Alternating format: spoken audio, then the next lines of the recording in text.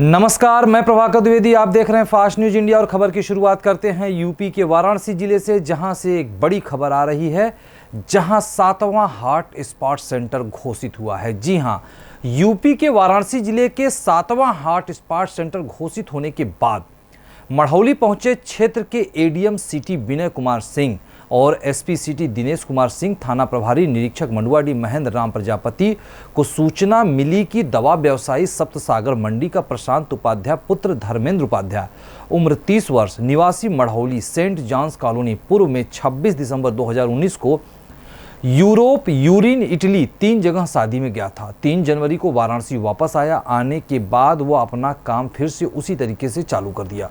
Corona के महामारी में बनारस में मरीजों की संख्या जैसे बढ़ती गई, उसी में 1 महीने पूर्व प्रशांत उपाध्याय की तबीयत खराब हो गई। सर्दी जुकाम बुखार, जो कि जनरली दवा खाकर अपना काम कर रहा था। अपना जांच सोमवार को कराया, जिसकी रिपोर्ट आज सुबह 12 बजे दीनदयाल प्रभारी ने सीएमओ को सूचना दिया कि प्रशांत उपाध्याय मढ़ौली का निवासी है, उसका रिपोर्ट पॉजिटिव आया है। सूचना मिलते ही मौके पर थाना प्रभारी निरीक्षक महेंद्र राम प्रजापति मय फोर्स के साथ पहुंच गए एम्बुलेंस लेकर। प्रशांत उपाध्याय को दीनदयाल भेजा गया और उनके परिवार के सभी लोगों को क्वारंटाइन कर दिया गया। कुछ समय बाद मौके पर ब्लड सैंपल इन टीम पहुंची और सबकी ब्लड सैंपल लेकर के जांच के लिए भेज दिया और साथ ही एरिया के 200 मीटर के दायरे में क्षेत्र को सील कर दिया गया। तैनात फोर्स को स्वयं सुरक्षा संबंधी निर्देश भी दिए गए। देखें वाराणसी से संजय सिंह की रिपोर्ट। वाराणसी में जहां कोरोना महामारी से कुछ 2 दिन पहले मरीजों की संख्या जहां रुकती हुई दिख रही थी, अचानक एक दिन में 7 रिपोर्ट पॉजिटिव आ गई, जो कि 7वां हॉटस्पॉट केंद्र मढ़ौली बना हुआ है। आप देख सकते हैं, ये रास्ता सेंट जॉन्स कॉलोनी में जाता है और ये बगल वाला रास्ता आपका DLW जाता है और इधर आपका रास्ता मंडुआडीह के लिए जाता है। आपको ये भी मैं बताना चाहूँगा, आसपास केंद्र के बाद 200 मीटर लगभग दूरी में पूरी तरीके प्रशासन एकदम अलर्ट मूड पे है। किसी आदमी को न जाने दे रही है, न आने दे रही है। उसके साथ में दूध के लिए पराग दूध की गाड़ी भी आ गई है। घर घर डोर टू डोर दूध और राशन के लिए व्हाट्सएप नंबर जारी किया गया है। दवा के लिए भी व्हाट्सएप नंबर जारी किया गया है। उसके साथ में आपको ये भी बताना चाहेंगे कि मौके पे जनपद पुलिस से लेकर QRT मंडुआडीह थाने प्रभारी बार बार अनाउंस कर रहे हैं लाउड अलर्ट के साथ कि आप लोग घरों के अंदर सफाई करते रहिए, बाहर सैनिटाइजर किया जा रहा है। और अभी तक ये बात सोचने की है कि इंस्पेक्टर महोदय बार बार बोल रहे हैं सैनिटाइजर किया जा रहा है सुबह से, लेकिन अभी तक ऐसा कुछ फास्ट न्यूज़ इंडिया के संवाददाता को दिखा नहीं। आखिर कब सैनिटाइजर किया जाएगा या फिर हवाई में ही सैनिटाइजर किया जाएगा। आपको देख सकते हैं पीछे में PSC भी लगी है, चारों तरफ बैरिकेडिंग भी लगा है, लेकिन आने जाने 1-2 लोग आ जा रहे हैं, जबकि पुलिस यहाँ पे किसी से पूछताछ वैसी नहीं कर रही है। देखने की बात है कि उच्च अधिकारी को संज्ञान के बाद पुलिस कार्य करती है या नहीं। वाराणसी से फास्ट न्यूज इंडिया के लिए संजय सिंह। अगली खबर यूपी के सोनभद्र जिले से है, जहां राशन वितरण में धांधली बर्दाश्त नहीं की जाएगी। जी हां, यूपी के सोनभद्र जिले के विधानसभा दुद्धी के दर्जनों गांव में सरकारी सस्ते गल्ले की दुकान पर राशन वितरण में हो रहे अनियमितता का शिकायत मिलने पर विधानसभा दुद्धी के विधायक हरिराम चेरो ने बड़ी बात कही है। उन्होंने कहा कि दुद्धी विधानसभा आदिवासी बहुल एरिया है और हम आदिवासी समाज से विधायक भी हैं। ऐसे में इस कोरोना महामारी में हमारी सरकार ने आदेशित किया है कि कोई भी व्यक्ति भूखे न रहने पाए, जिस पर हम लोगों को दिन रात मेहनत करके इस महामारी में किसी प्रकार की कोई समस्या न होने पाए। इसके बावजूद भी अगर कोटेदार, प्रधान सेक्रेटरी या अन्य कोई भी गलती करता है तो बख्शा नहीं जाएगा। हमारी सरकार दोषियों के खिलाफ कड़ी कार्रवाई करेगी। देखें बिंडमगंज से योगेंद्र कुमार की रिपोर्ट। सर ये बताइए कि सरकार का कहना है कि इस समय भूखे कोई नहीं मरेगा और कोटेदार द्वारा धांधली पर धांधली किया जा रहा है, इसके बारे में सर आप कोई कदम उठाए हैं? देखिए, अभी फुलवार का एक मामला आया था, उसमें जिलाधिकारी को हमने कहा है, जिलाधिकारी ने कहा है कि उस पर मैं FIR कराऊंगा और वो कोटेदार के खिलाफ कार्रवाई होगा। बाकी जिन जिन कोटेदारों के खिलाफ मेरे यहाँ सूचना आ रहा है, उसको त्वरित हम जिलाधिकारी और संबंधित को फोन करके बता रहे हैं। उसमें जांच हो रही है। जांच में अगर इस महामारी में कोई भी चोर बाजारी करेगा, उसको हमारी सरकार और जिलाधिकारी हम लोग बख्शेंगे नहीं। ये एक तो ऐसे ही महामारी में हमारा देश जो है गुजर रहा है, देश ही नहीं दुनिया गुजर रहा है। ऐसे में भारत सरकार, उत्तर प्रदेश सरकार जो गरीब हैं, रोजमर्रा के जीवन जी रहे हैं, ऐसे लोगों के लिए सरकार ने सुनिश्चित किया है कि कोई भी आदमी भूख से मरने न पाए। इसकी व्यवस्था जिला स्तर पे, ब्लॉक स्तर पे और ग्राम पंचायत स्तर पे भोजन की भी व्यवस्था की गई है और निःशुल्क राशन भी दिया जा रहा है, लाल कार्ड। और जो लोग उस पात्र में आते हैं, ऐसे लोगों के खिलाफ अगर कोई भी कोटेदार या ग्राम प्रधान या सेक्रेटरी लापरवाही करेंगे, उनके खिलाफ सख्त कार्रवाई कराएंगे। हमारे नॉलेज में जो भी इस तरह के प्रकरण आ रहे हैं उस पर तगड़ा कार्रवाई होगी और मैं खुद लगा हूं मॉनिटरिंग करने के लिए कि कोई मेरे विधानसभा के अंतर्गत कोई आदमी भूख से न मरने पाए, कोई कोटेदार या संबंधित कर्मचारी इसमें धोखाधड़ी न करने पाए। सर, इसमें आपने जो जांच के मांग किए हैं वो जांच कोटेदार के घर में बैठकर किया जा रहा है। इसके जांच से क्या फायदा मिलेगा? दूसरे विभाग से जांच करवाने का मांग उठाइए सर। नहीं, आप जो है निश्चिंत रहिए, वो मेरे संज्ञान में है। जिलाधिकारी से हमारी बात हुई है। जो पहला दिन का वीडियो वायरल हुआ है, जो 300-350 ग्रामीण वहाँ फुलवार के लोग एकत्रित हुए थे, जिनसे पैसा लिया गया है, वो कोटेदार बख्शा नहीं जाएगा। भले अभी ना हो, 10 दिन बाद हो, लेकिन उसके ऊपर कार्रवाई होना सुनिश्चित है। जी सर, बिल्कुल। अगली खबर यूपी के प्रतापगढ़ जिले से है, जहां जिला अस्पताल में भर्ती 2 कोरोना संदिग्ध हुए फरार। जी हां, यूपी के प्रतापगढ़ जिले के जिला अस्पताल में 2 दिन पहले क्वारंटाइन वार्ड में भर्ती कराए गए 2 कोरोना मरीज, जिनमें एक जेठवाला इलाके का था, दूसरा लालगंज कोतवाली इलाके का था। दोनों मौका पाकर फरार हो गए, जिनमें जेठवाला इलाके के कोरोना क्वारंटाइन पेशेंट को ट्रेस करके कोतवाली क्षेत्र से कलावती क्षेत्र से पकड़ लिया गया है, जबकि दूसरा मरीज महेंद्र अब भी फरार चल रहा है। इन दोनों कोरोना क्वारंटाइन मरीज के भाग जाने से अस्पताल में किए गए सुरक्षा पर सवाल खड़ा हो गया है। आखिर सुरक्षा के बीच ये कैसे फरार हो गए? देखें प्रतापगढ़ से विशाल रावत की रिपोर्ट। फरार हो गए हैं, क्या है सर पूरा मामला क्या है?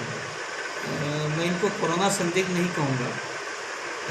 कल 23 को फिजिशियन ने मेडिकल वार्ड में ऊपर जो है 2 केसेज एडमिट किए थे। महेंद्र कुमार पुत्र श्री बाबूलाल वर्मा, निवासी पंडरी देवपुर लालगंज, और दूसरा कलावती उम्र 45 वर्ष, पत्नी श्री रजत वर्मा, निवासी खटवारा जेठवाड़ा। इन दोनों में कुछ संदेहास्पद लक्षण थे, मतलब कि सर्दी, जुकाम, खांसी या सांस फूलने की तकलीफ थी। उनको एडमिट किया गया था कि इनकी जांच करा ली जाए और उस हिसाब से आगे की कार्रवाई की जाए। सीएमएस ने आज खबर दिया कि मुझे सूचित किया करीब 4 बजे के आसपास कि ये रात से ही गायब है, रात को 12:30 बजे से। इस पर कार्रवाई की गई, जिसमें कलावती उम्र 45 वर्ष तो आ गई है और उसका हम सैंपल कराने जा रहे हैं। महेंद्र कुमार का फ़ोन डाइवर्ट पर लगा है, वो मिल नहीं रहा है।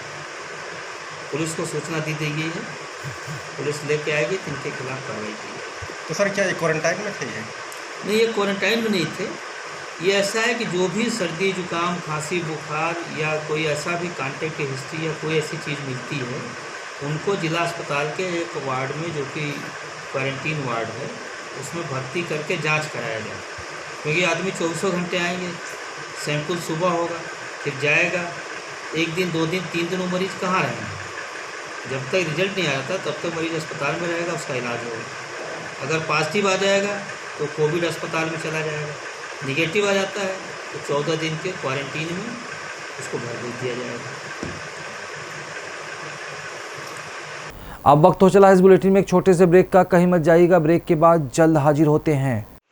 दीप हॉस्पिटल मनोरोग और नशा छुड़ाओ केंद्र। टाइम सुबह 9 बजे से शाम 6 बजे तक। अफीम, डोडे, पोस्त, गांजा, चीटा, शराब और भी कई प्रकार के नशा छुड़ाने और हर प्रकार के मानसिक रोग का इलाज करवाने के लिए संपर्क करें। यहाँ पे जीभ के नीचे रखने के लिए गोली भी मिलती है। पता के टावर नज़दीक, अमन नगर, फिरोजपुर रोड, जीरा, पंजाब।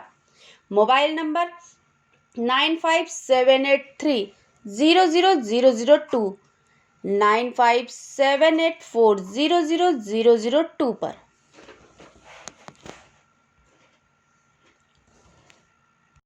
सुख हॉस्पिटल मनोरोग और नशा छुड़ाओ केंद्र। यहाँ पर नशे की लत जैसे अफीम, डोडे, पोस्त, गांजा, चीटा, शराब और हर प्रकार के मानसिक रोगों का इलाज किया जाता है। जीभ के नीचे रखने वाली गोली भी दी जाती है। टाइम सुबह 9 बजे से 2 बजे तक और शाम 3 बजे से 6 बजे तक। संपर्क करें नज़दीकी धर्म कंडर Gandhi road Moga Punjab. Mobile number 9578400003 9614200003 पर। Aasra Manorog hospital Parminder Sharma director, doctor Jasmeet Singh Sidhu MBBS MD, doctor Narendra Garg MD। यहाँ पर उदासी, घबराहट, शक और वहम, नींद की बीमारी, मिर्गी की बीमारी, दंदल, पैनी, सिर दर्द, बच्चे और बुजुर्गों की दिमागी बीमारी, शराब, अफीम, चिट्टा, भुक्की, पोस्त, डोडे, सूखा और भी नशे छुड़ाए जाते हैं। मिलने का पता नज़दीकी Bhupinder Khalsa school, Firozpur road, Moga. Mobile number 8568800079 7307001475। Break के बाद आप सभी का फास्ट न्यूज इंडिया में पुनः स्वागत है और खबर की शुरुआत करते हैं बिहार के पटना जिले से, जहां आसाराम बापू के साधकों ने किया भोजन वितरित। जी हां, बिहार के पटना जिले के माल सलामी थाना क्षेत्र में आसाराम बापू के साधकों ने महेशपुर मोहल्ले में हर रोज मुफ्त भोजन लगाकर लोगों को भोजन करवा रहे हैं। लोगों ने बताया कि बापू के साधकों ने हम लोगों के लिए भोजन का इंतजाम करवाया है, जिस दिन से उस दिन से हम लोगों को भोजन का दिक्कत नहीं हो पा रही है। देखें माल सलामी से रतन कुमार की ये रिपोर्ट। आज मैं महेशपुर में गुलजारबाग के पास खड़ा हूँ। यहाँ पे परम पूज्य संत श्री आसाराम जी बापू जी के शिष्यों द्वारा लगातार भोजन का वितरण किया जा रहा है। आप देख सकते हैं कि इस परिस्थिति में जहाँ पे लोग अपने बारे में लोग सोचते हैं, अपने पेट के लिए सोचते हैं, इस समय बापू जी के शिष्यों ने लगातार जब से लॉकडाउन शुरू हुआ है, जब से भोजन वितरण, अन्न वितरण का कार्यक्रम चला रहे हैं। अभी मैं पिछले कई दिनों से इनको देखते आ रहा हूँ, इनके टच में हूँ। हर जगह मतलब जहाँ भी इनको सुविधा होती है वहाँ पर जाकर, ये सिर्फ महेशपुर में नहीं, इनको यदि कोई बाढ़ में पता चलता है कि वहाँ पे लोग भूखे हैं तो वहाँ भी प्रोग्राम अपना शुरू कर देते हैं। और लगातार ये वार्ड काउंसलर या मुखिया या जो भी प्रतिनिधि होता है उनसे बात करते हैं ताकि वहाँ के लोगों को सुविधा मिले, वहाँ के लोगों को कोई दिक्कत हो तो वो दिक्कत पूरा हो। अभी मैं यहाँ पर चलकर आपको कुछ लोग से बात कराता हूँ जो लगातार इस कार्यक्रम से मतलब उनको फ़ायदा हो रहा है, उनको उस चीज़ का फ़ायदा मिल रहा है, उन लोगों से बात करवाते हैं। अच्छा माता जी, आप ये बताइए, आपने यहाँ पे इस जैसे बापू जी के शिष्यों ने जो भोजन का कार्यक्रम चला रहे हैं, कब से चला रहे हैं? इधर 14 तारीख से तो मैं देख रहा हूँ, और इधर जैसे पहले इधर उधर भी होता था ना, तो ये जो कार्यक्रम आपको जो जैसे भोजन मिल रहा है, तो क्या आपको वाकई में भोजन की जरूरत थी?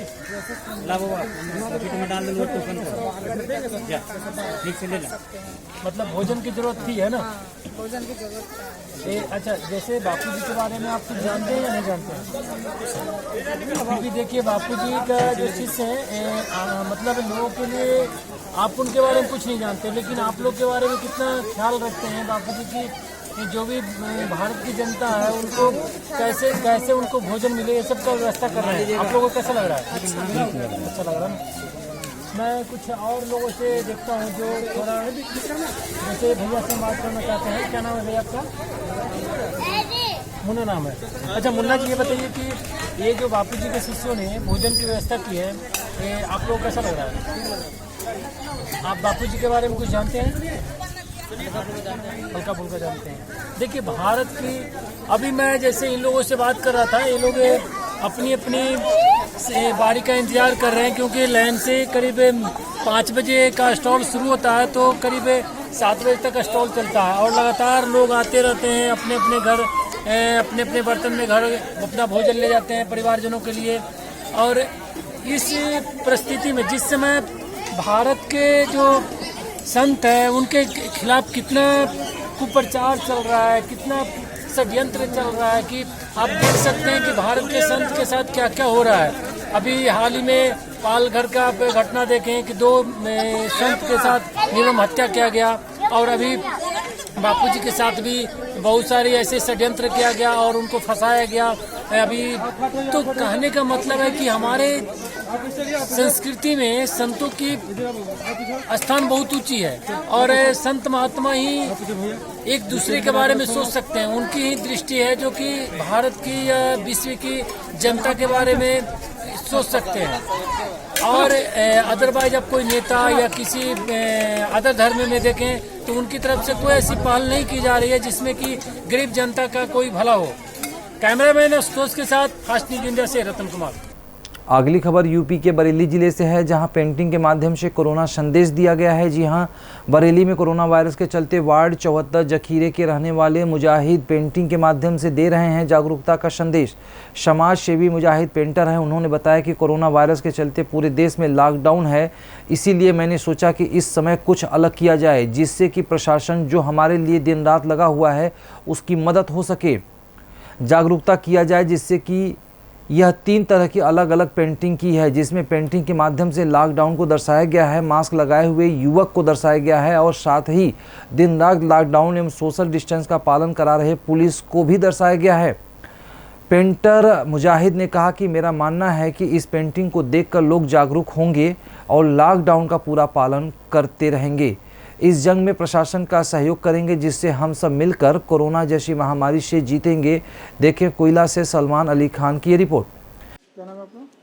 मैं मोहम्मद कासिम समाज सेवी।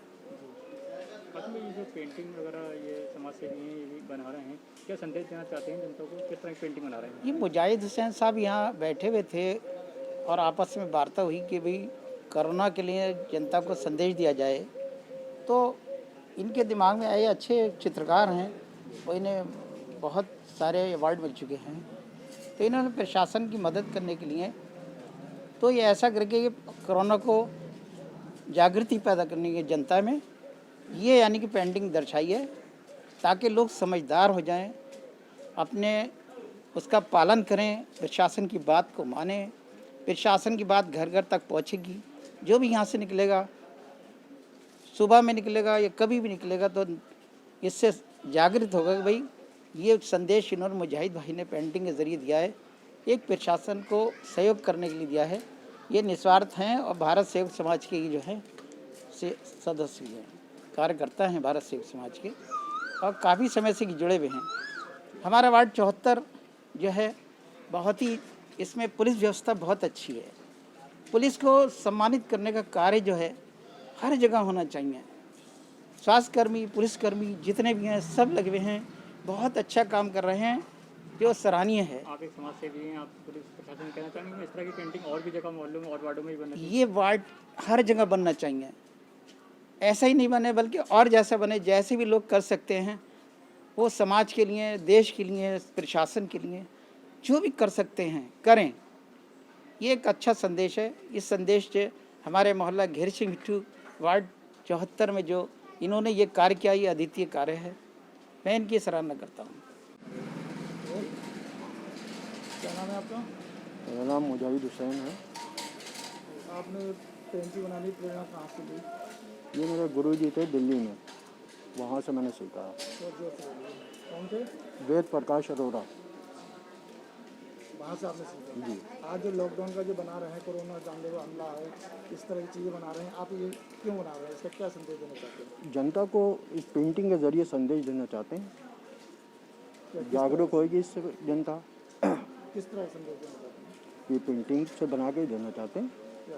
किस तरह की पेंटिंग बनाई है आपने, बताएंगे? सारा कुछ दर्शा दिया है इसमें मैंने।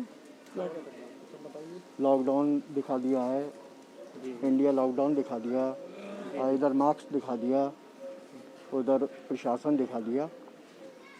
इसके माध्यम से आप कहना चाहते हैं कि मतलब जनता को जागरूक करना चाहते हैं? हाँ जी, पेंटिंग के ज़रिए जनता जागरूक होगी। आपको लगता है कि इससे कोई संदेश जाएगा लोगों को? हाँ बिल्कुल जाना चाहिए। मतलब इसमें अनुदान वगैरह किसने करा? किसी ने कोई अनुदान नहीं, हमने अपनी तरफ से बनाया। कितने वर्षों से आप पेंटिंग कर रहे हैं? मुझे हो गए कोई 50 साल हो गए। इस बुलेटिन में खबरें बस यहीं तक। जल्द हाजिर होंगे कुछ खास खबरों संग, कहीं मत जाइएगा क्योंकि यहाँ होती है हर खबर पर नज़र। यदि आप चैनल को फेसबुक, यूट्यूब, इंस्टाग्राम पे अन्य किसी सोशल साइट पर देख रहे हैं तो सब्सक्राइब, लाइक, कमेंट, शेयर करना ना भूलें। यदि आपके आसपास किसी प्रकार की कोई घटना, दुर्घटना या कार्यक्रम हो तो तुरंत हमारे क्षेत्रीय प्रतिनिधि से संपर्क करें। हम आपकी आवाज़ बनाएंगे बुलंद आवाज़। नमस्कार।